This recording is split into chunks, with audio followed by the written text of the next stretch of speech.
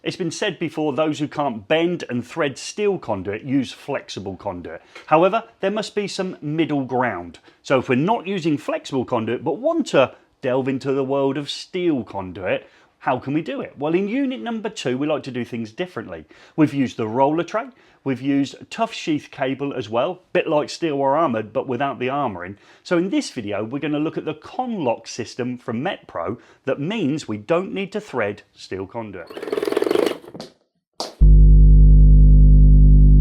Regular viewers to the channel will know I won't be getting these hands dirty, so it's my absolute pleasure to have Rick installing this Conlok system for us. However, it might be the fact that you want to look into the more traditional threading, bending, setting and the different types of boxes that Metpro provide, and we've done a series of videos on that. I did it with the Conduit King, Jake Hardcast, and I'll leave that playlist in the description below. But what have you been installing for me, Rick?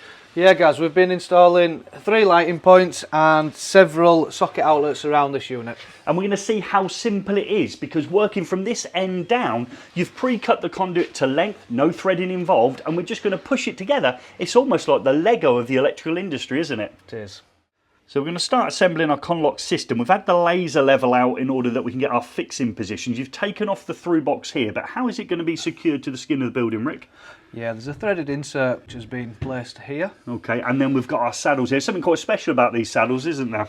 Yeah, these ones are just quite easy to remove. Okay, drop it off then for me. That's a rapid saddle, so it actually works also to anchor the conduit into place. So we see it being fixed into here. Remember, there's that little grub screw you talked about earlier on, and what I like about it just shows that conduit again.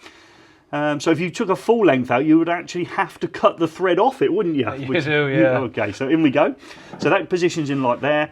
We've got our saddle, and we've got our threaded insert that's already in the wall. And then that one's in place. And then what is it, a case of just using an Allen key in order to tighten the boxes up once they're all in place? That's correct. So already we've got 2 conduit boxes, a saddle, and a piece of conduit in place that now just needs to be fixed to the skin using that threaded insert and that flat-headed screw. So that one's in place, so we can already see how quick the system is.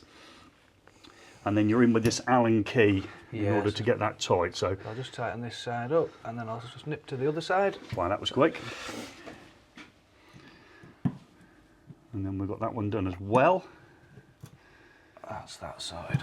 Let's have a look at that then. So that's the first bit there, and if we look up here where you've been working without us, you've got one of those pre-made 90-degree bends, again using the Conlok system. So again, no threading going on in there, just those 2 grub screws. We've come down to an angle box and across to a through box, and we're going to continue the process on. Yeah. Okay, so another pre-cut piece of conduit. You've measured this out previously, just dropping it into place. And that's going to go into there. It's going to rest onto there, and then we've got to just disconnect that box, and we've got to just pop that box off. Yeah. So this one comes out of place. It's the one that comes down to the socket, which is down there. So, nice set. We did have to make the set. Okay, there's no pre-made sets for that style there. That was bent on the conduit bending machine. That box is off. Oh, saddle on the floor. So again, so we're just going to pop these through into position. Just need to back that off ever so slightly. Okay, grub screw, just back the grub screw back off. So what's good about this is, obviously that was in position and bent. We haven't got to take the whole system off the wall, so I'm going to take all that conduit off because we've got to thread it into a box. We just position and dropped it in, and we go again. So tighten up the grub screws, put a rapid saddle into position, and then we're onto the next section. So into the threaded insert, and goes our screw, and then we've got the 2 grub screws to hold the conduit in place. Incredibly fast system, isn't it, Rick? Yeah, it's very simple. Yeah, so in we go. So there we go, that one's done. Is there one more to do, or is that one already tight? No, that one's not tight now. Okay, so there's that one, and then we're on to the last section there. Have you got that conduit already cut? I have, yep. Okay, we'll come back and do the rapid saddle in a minute for those who think we're going to miss it out. We will put that one back on. So this box comes off on the end, and then we just drop the conduit into place, and that's our 3 lighting points. Is that right? You've got 3 lights on this wall? 3 lights. 3 lights and a socket. There's also some conduit systems above my head. And we pop that one into place. Use the saddle to hold it. Only had to measure and cut, didn't you? There's nothing else. You know, we obviously reamed out that conduit after we cut it to the required length, and now we're just positioning the pieces in place. Do up that pop rivet, and one more grub screw and 2 rapid saddles, and then that's the conduit on the back wall for the lighting system fully installed. Just want to do a saddle for me while you're here, just to pop a saddle into position. There we go. Okay, so that's our rapid saddle in. And one more grub screw. And then that's the conduit on the back wall completed. Just got the other grub screw to complete it. Okay, grub screw there.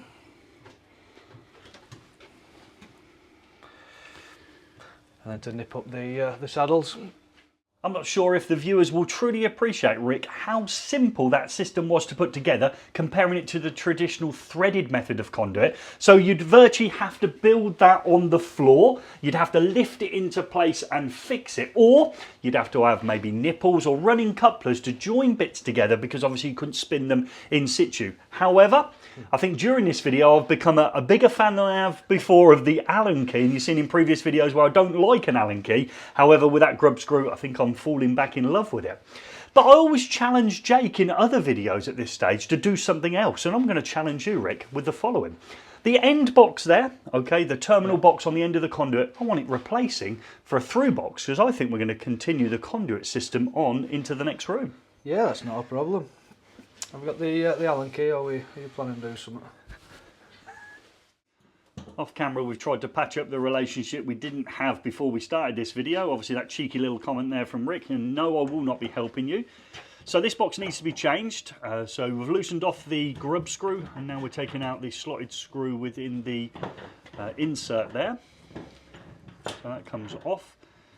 Straightforward. And what are we going to replace it with? 3 boxes, I say? Yeah, we've got a through box to replace it here. But what you can also see as well is where it's made the connection, or it's bit down on the conduit. Okay, so where the grub screw's bit into there. So it's just a case now of taking the box off we didn't need. And if you think of it with a normal conduit system, we'd have to start taking sections down, because we'd need to spin that box into place. So we'd end up deassembling large lengths of conduit in order to add to the system. With this Conlok one, it's just a case of taking the box off in situ and replacing the box, and then we can introduce another piece of conduit. So that grub screw goes down to make our connection, and then if we bring another conduit in, I haven't decided yet what I want, but again, it's just a simple case, and the conduit system continues on. I'm sure this video has thrown up lots of questions you liked answering, like the use of that solid 90-degree bend that we used in the video, as well as a flange coupler in order to connect to the socket outlet. I'll leave on screen now a link to a video where we go over those points and many more.